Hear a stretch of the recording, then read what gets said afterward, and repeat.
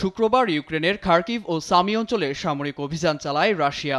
২৪ ঘণ্টার এই অভিযানে ইউক্রেনের সম্মুখ সারিতে থাকা ৩ শতাধিক সৈন্য পরাস্ত হয়েছে বলে জানায় রাশিয়ার রাষ্ট্রীয় গণমাধ্যম তাস নিউজ। জবাবে পাল্টা হামলা অব্যাহত রেখেছে ইউক্রেনও।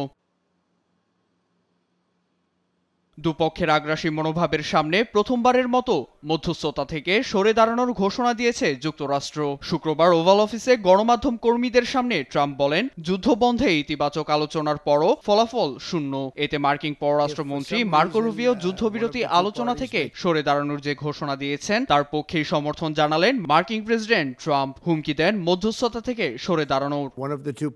কোনো এক পক্ষ যদি পরিস্থিতিকে কঠিন করে তোলে তাহলে আমি বলবো তারা বোকা। আমরা আর শান্তি চুক্তি নিয়ে আলোচনায় বসবো না, এ পথ থেকে সরে দাঁড়াবো। এই যুদ্ধটি আমি শুরু করিনি, করেছিল বাইডেন। আমি বলবো এই যুদ্ধ কখনোই শুরু হওয়ার কথা ছিল না।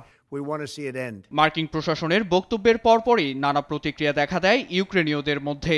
অনেকেই ১৯৯৪ সালে যুক্তরাষ্ট্রের মধ্যস্থতায় হওয়া বুদাপেস্ট স্মারকলিপি বাতিল করে ইউক্রেনের পারমাণবিক অস্ত্র ফিরিয়ে দেওয়ার দাবি জানান। অস্ত্র থাকলে কারো সহায়তার প্রয়োজন পড়বে না বলে দাবি তাদের।